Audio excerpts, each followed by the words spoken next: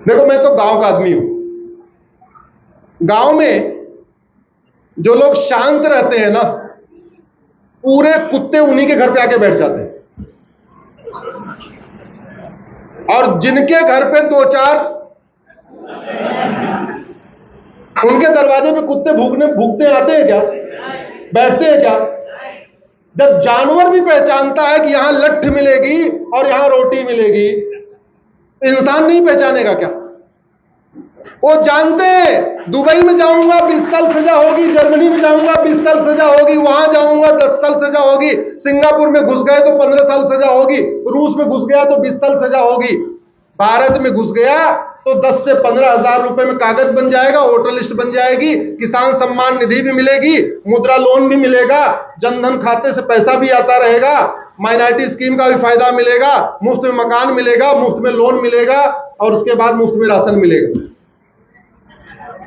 जब तक व्यवस्था नहीं बदलेगी तब तक भारत को बचा पाना मुश्किल है, नहीं नामुमकिन है।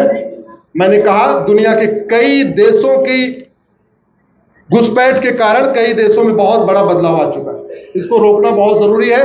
कारण हम समाज केवल इतना कर सकता है, उसको आइडेंटिफाई कर सकता है। समाज केवल इतना कर सकता है, 100 नंबर पे फोन करके पुलिस को इन्फॉर्म कर सकता है। अल्टीमेटली होर्डिंग लगाना, घुसपैठियों को पकड़ना, जेल में डालना किसका काम है? आज के छत्रियों का, यानी थानेदार, तहसीलदार, पेशकार, तहसीलदार, कमिश्नर, कप्तान का काम। और उनको वेतन भत्ता, गाड़ी बंगला इसलिए मिलता है। एक चीज और ध्यान रखिएगा,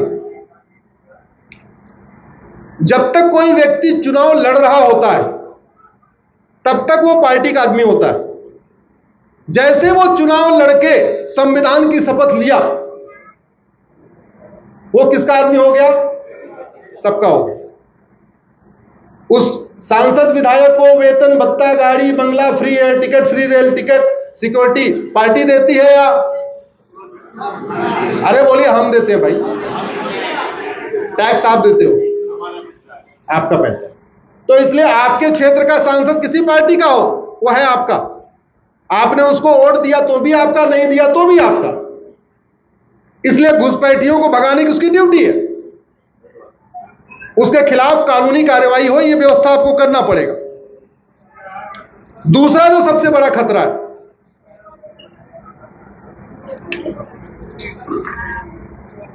वो है जनसंख्या विस्फोट। आप में से 20 से ऊपर वाला कोई है क्या? अरे जिसके 20 से ज्यादा बच्चे हो, है कोई? अच्छा, 15 से 20 वाला कोई है क्या? 10 से 15 वाला कोई? 5 से 10 वाला कोई? सारे हम दो, हमारे दो, सबके दो।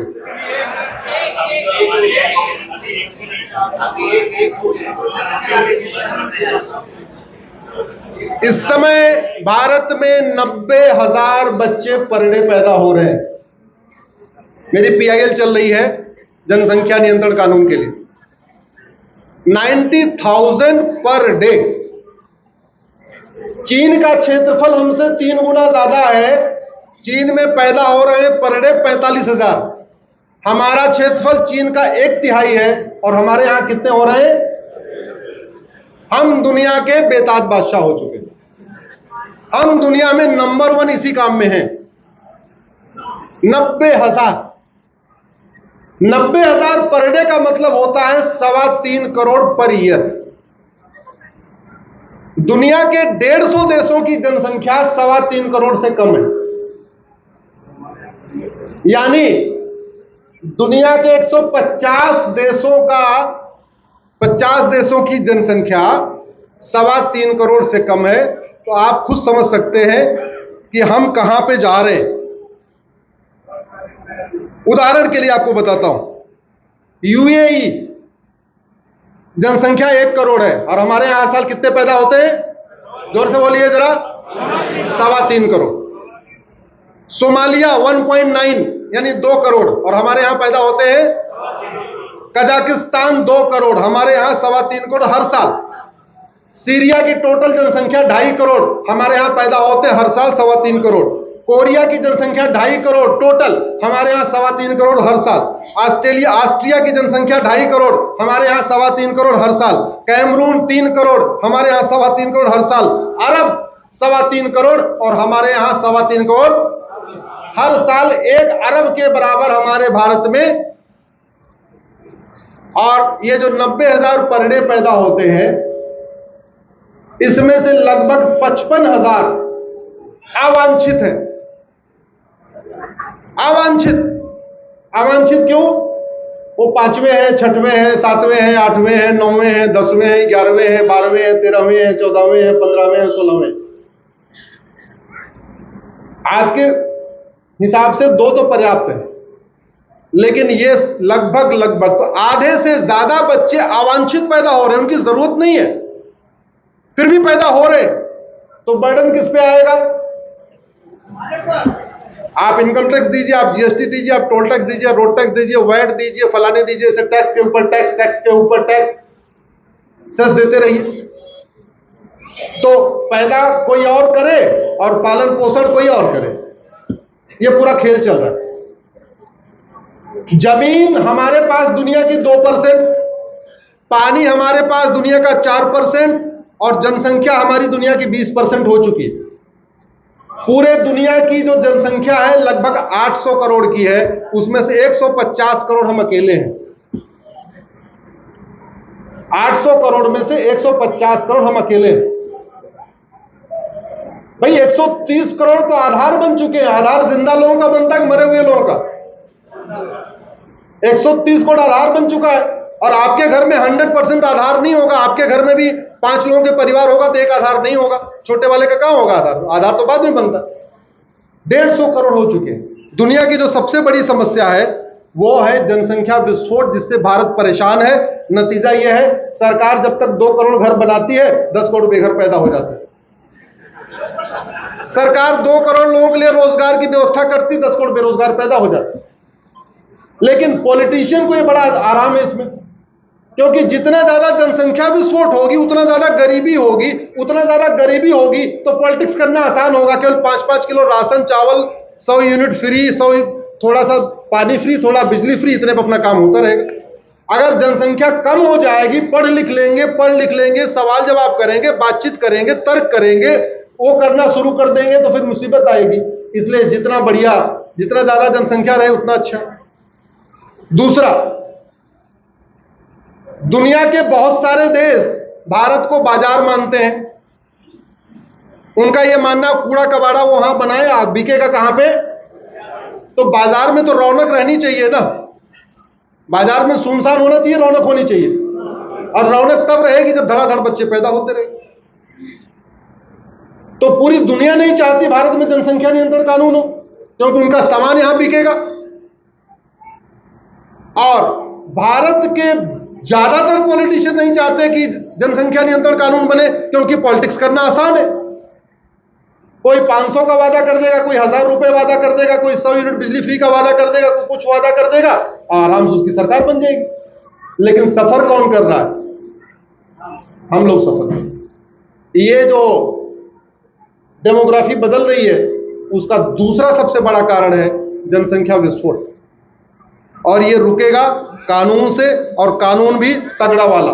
जो हम दो हमारे दो माने वो भारत का नागरिक, और जो हम दो हमारे दो न माने वो।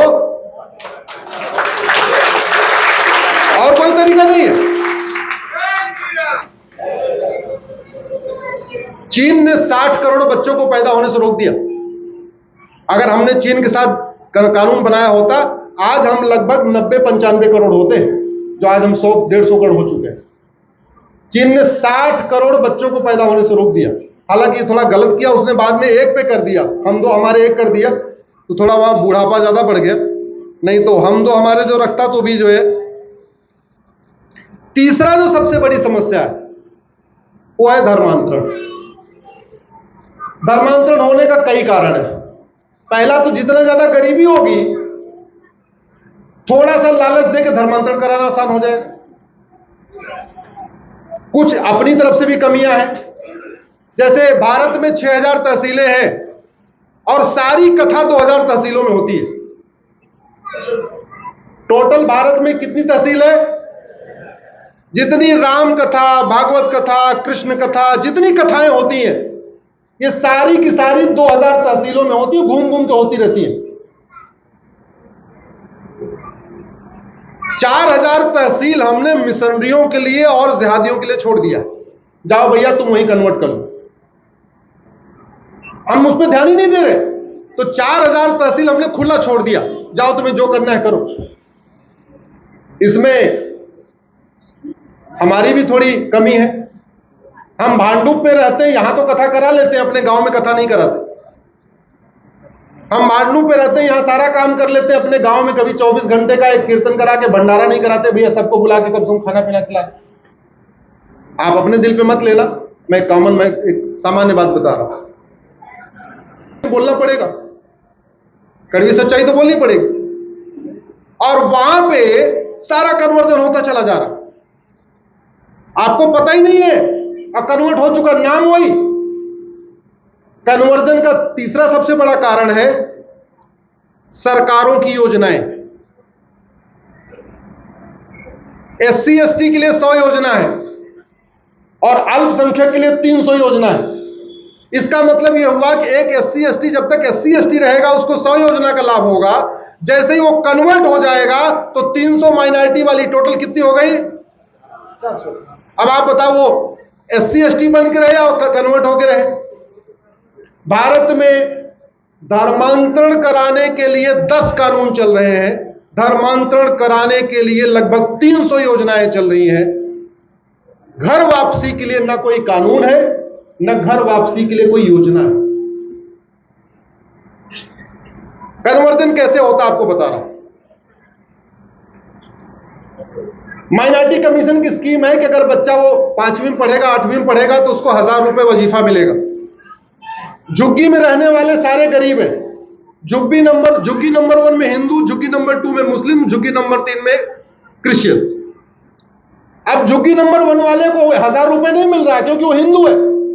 झुग्गी नंबर 2 और 3 वाले को माइनॉरिटी अफेयर मिनिस्ट्री से 1000 रुपए मिल रहा है। वो अपने पिताजी को बोलता है, पिताजी मेरे बगल वाले को 1000 रुपए मिल रहा है, मुझे क्यों नहीं मिलता? पिता जाके पूछता स्कूल से, भाई अगर 2 के दे रहे हम क्यों? बोले तुम्हें नहीं मिलेगा, तुम तो हिंदू हो। झुग्गी में रहने वाले के लिए 1000 रुपए की कीमत होती है। बोला हमें कैसे मिलेगा? बोलो कन्वर्ट हो जाओ, मिल जाएगा। नाम उसका राम कुमार है।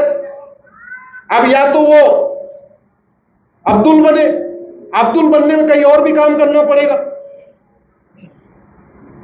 कि नहीं? तो बोलता अच्छा फिर और नहीं, हम वो तो नहीं कर पाएंगे। बोले काम करो, तुम्हारा नाम भी राम कुमार रहेगा, तुम्हारे पिताजी का नाम भी श्याम कुमार रहेगा, तुम क्रिश्चियन बन जाओ। क्योंकि क्रिश्चियन बनने पे उसको ना नाम बदलना है, कुछ भी नहीं बदलना है, और केवल स्कूल में रिलीजन वाले कॉलम में उसको क्रिश्चियन लिखना है। उसको पैसा मिलना शुरू हुआ और जैसे 2-4 महीने वजीफा मिला, फिर उसको ब्लैकमेल करते हैं, तू क्रिश्चियन बन के पैसा ले रहा है, तेरे हाथ में रक्षा क्यों है? काट के निकाल देगा। तू क्रिश्चियन बन के 1000 रुपए ले रहा है, तिलक क्यों है? हटा देगा। तू क्रिश्चियन बन के पैसा ले रहा है, गले में क्रॉस नहीं है, क्रॉस पहन लेगा। तू क्रिश्चियन बन के पैसा ले रहा है, दिवाली कैसे मनाता है? छोड़ देगा। तो धीरे धीरे ग्रेजुअली 5 से 6 साल में वो वास्तव में क्रिश्चियन बन जाएगा। ये हमारे देश में चल रहा है। इसीलिए मैंने PIL फाइल किया कि सबसे पहले माइनॉरिटी को डिफाइन करिए, उसके बाद माइनॉरिटी अफेयर मिनिस्ट्री चलाइए, फिर माइनॉरिटी कमीशन चलाइए, जो करना है करिए। पहले ये तो बताओ माइनॉरिटी है कौन? अरे भैया माइनॉरिटी 0.1 वाला होगा, 0.2% होगा, 0.5% होगा, 1% होगा। माइनॉरिटी डिफाइन तो करो। माइनॉरिटी डिफाइन नहीं किया, न भारत के कहीं संविधान में माइनॉरिटी डिफाइन, न भारत के किसी कानून में माइनॉरिटी डिफाइन। और माइनॉरिटी अफेयर मिनिस्ट्री चल रही है, माइनॉरिटी कमीशन चल रहा है, केंद्र सरकार की माइनॉरिटी की योजनाएं दुनिया भर की, राज्यों की माइनॉरिटी की दुनिया भर की योजनाएं। Who is minority? Don't know.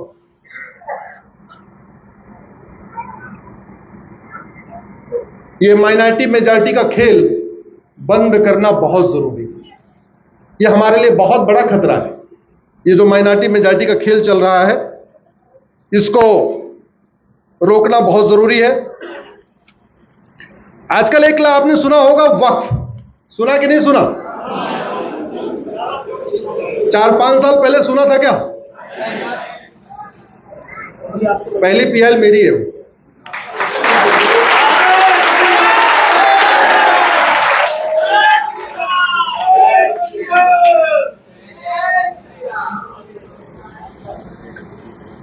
डेढ़ 1000 अंग्रेजी कानून खत्म हो चुके हैं, उसके लिए प्रधानमंत्री मोदी जी को धन्यवाद। आर्टिकल 35 या 370 खत्म हो गया, उसके लिए प्रधानमंत्री जी को धन्यवाद। यूसीसी भी आने वाला है, उसके लिए पहले से ही एडवांस में उनको धन्यवाद। बात वक्फ की करते हैं। विभाजन किस आधार पे हुआ? मजहब के। विभाजन किस आधार पे हुआ? मजहब पे। हमारे संविधान निर्माताओं ने कहा कि अब मजहब के आधार पे कोई नियम कानून नहीं चलेगा, मजहब के आधार पे कोई योजना नहीं होगी, मजहब के आधार पे कोई मंत्रालय नहीं होगा, मजहब के आधार पे कोई कमीशन नहीं होगा। भारत का संविधान कहता है जो होना चाहिए सबके लिए होना चाहिए, केवल 2 लोगों को छूट दिया हुआ है। आर्टिकल 15 में महिलाओं और बच्चों को छूट दिया हुआ है। संविधान कहता है कि आप महिलाओं के लिए अलग से मंत्रालय बना सकते हैं, महिलाओं के लिए अलग से आप कमीशन बना सकते हैं, महिलाओं के लिए अलग से आप योजना लागू कर सकते हैं, महिला और बच्चों दोनों के लिए। आर्टिकल 46 कहता है कि आप SC ST के लिए अलग से कमीशन बना सकते हैं, अलग से मंत्रालय बना सकते हैं, अलग से उनके लिए बजट स्कीम ला सकते हैं। तो भारत के संविधान में केवल 2 लोगों को छूट है, महिला, बच्चा और SC ST। बाकी किसी के लिए अलग से कोई नियम कानून नहीं होना चाहिए। भारत में 18 ट्रिब्यूनल चल रहे हैं, उसमें से 17 ट्रिब्यूनल सबके लिए है, केवल 1 ट्रिब्यूनल ऐसा है जो केवल एक मजहब के लिए है। अब इसका 2 तरीका है। जैसे कि बार बार वो लोग कह रहे हैं हमको तो पुराना वाला वक्फ एक्ट चाहिए, ऐसा मांग हो रही है ना, नहीं बदलाव नहीं होना चाहिए, बदलाव नहीं होना चाहिए। आज मैं भी कह रहा हूं ठीक है, बदलाव नहीं होना चाहिए।